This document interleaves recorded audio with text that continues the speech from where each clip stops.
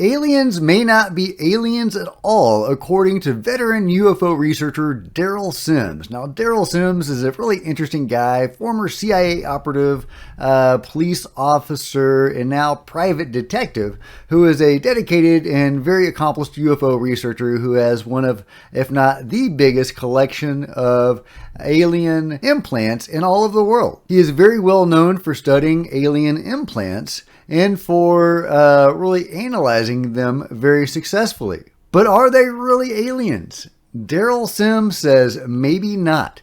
He says maybe all of the alien races that people are seeing are actually cloned beings by some other group of entities for some reason. And he has some very interesting thoughts on this.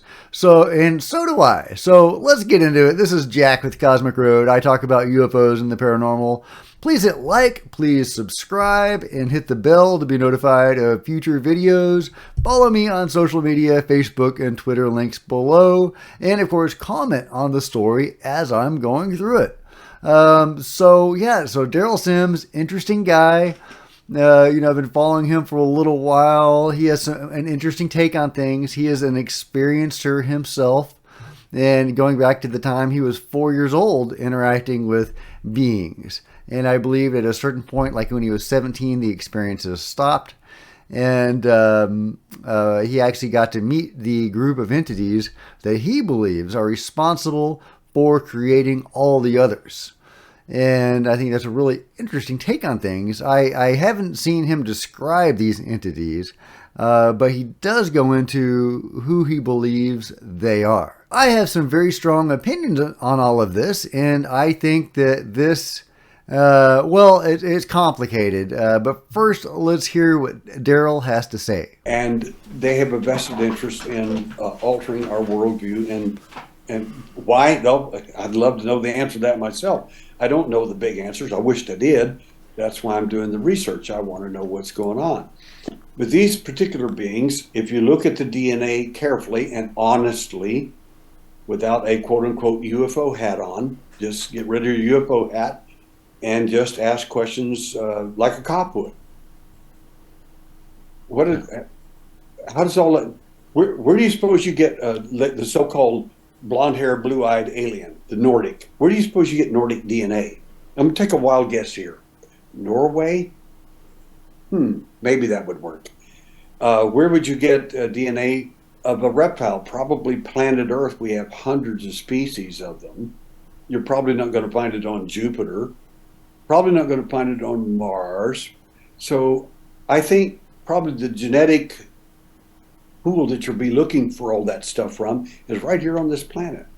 And every one of these people, I asked my friend Cliff Mahooty before he passed away. We were hanging out together for hours, driving up down the roads at a conference, and I said, tell me explain to me who the Greys are. And he said, well, they said they are the star people. I said, Cliff, I am Native American, Indian, Irish, Celtic myself. Don't feed me the stuff you feed white people.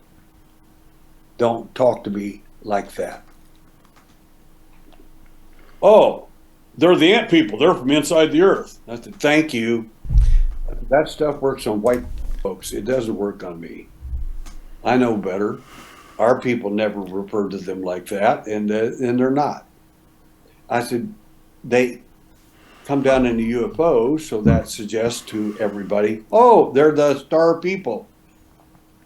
That makes a lot of sense. The only problem is it just ain't true. So who are the ant people? Well, the ant people of the Hopi, I'm just going to read from ancientorigins.net.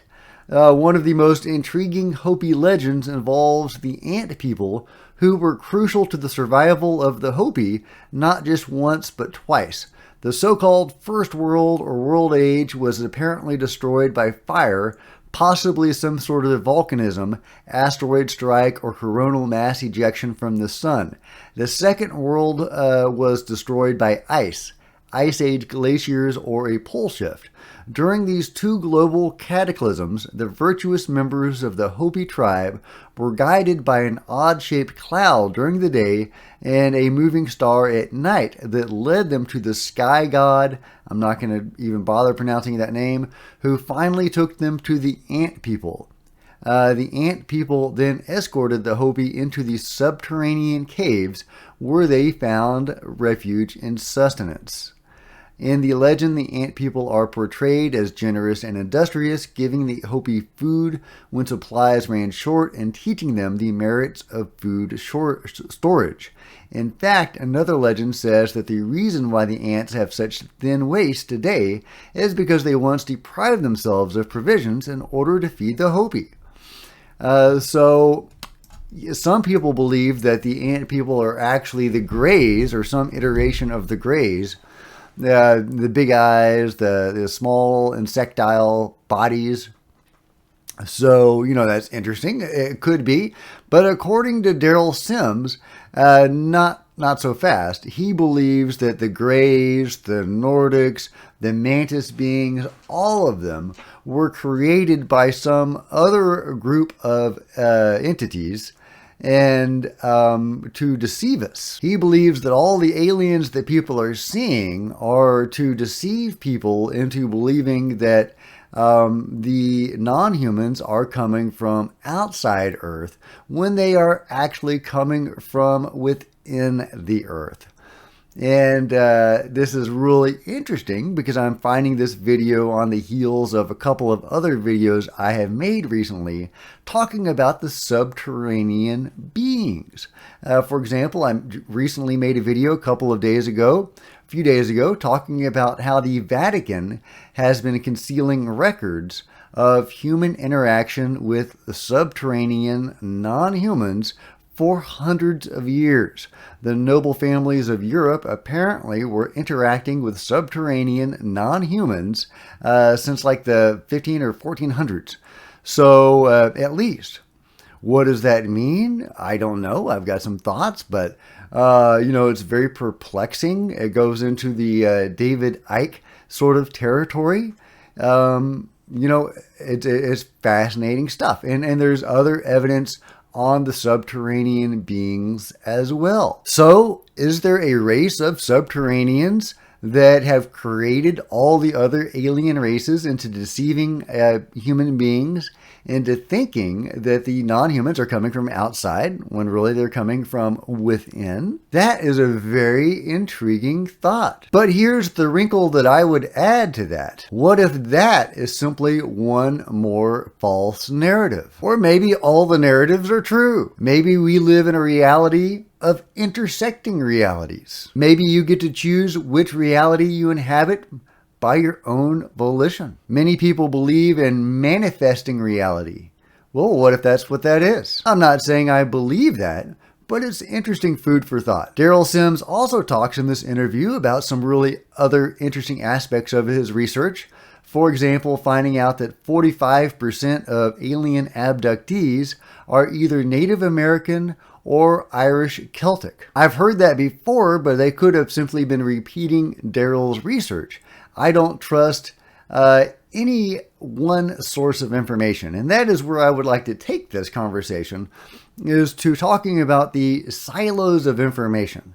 So, it's a theory of mine, one that I've talked about before.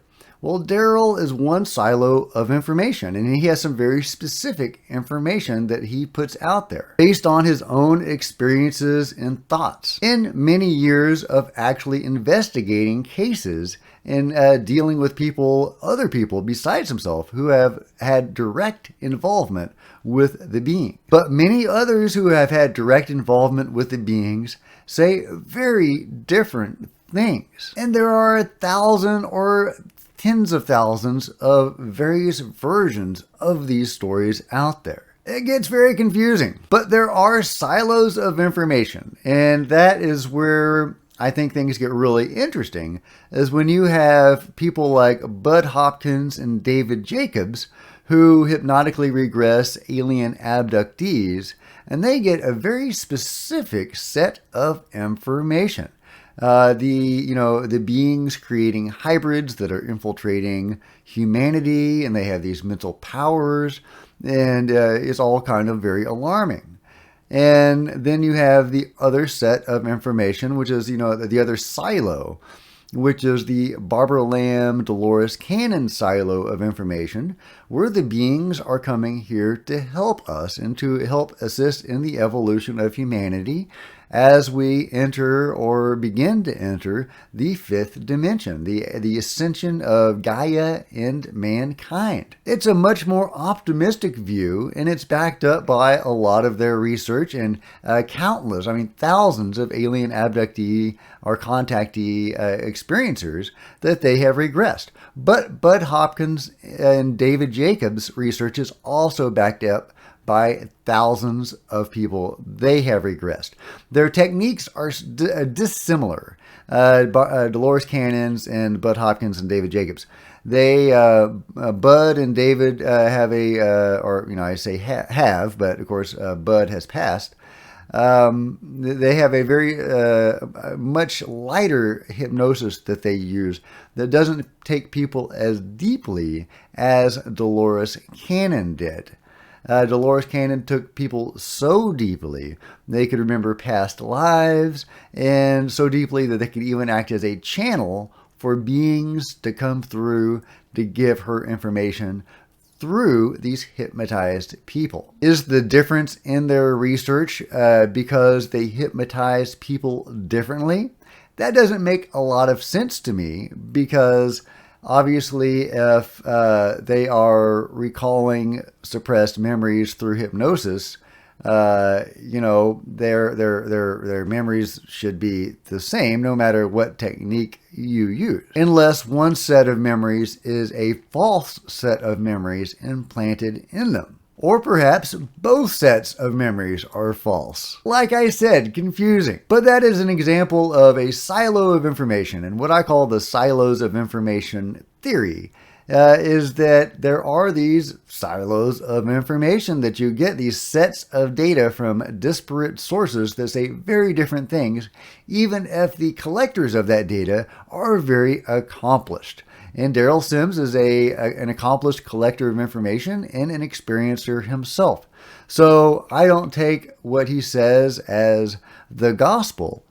I don't take what anybody says as the gospel, because what the silo of information theory implies, at least to me, is that we are being manipulated. I don't know how exactly. Is it because reality itself is being manipulated? Maybe this is a confluence of reality kind of situation. People are choosing which reality they are partaking in, or their consciousness is interacting with reality in certain ways, and they are picking up this differing information from differing realities. It's entirely possible. Nevertheless, fascinating stuff. What do you guys think? Let me know in the comments below. And if you've enjoyed this video, please give it a big thumbs up. I would really appreciate it. Please smash the subscribe button and hit the bell so you don't miss a single video. Please join me on social media. There's Facebook and Twitter links below. And please, if you enjoy these videos, please consider supporting the channel by becoming a channel member. See the first line in the description below, and there's 2 tiers of membership to receive exclusive access and videos. Until next time, this is Jack with Cosmic Road.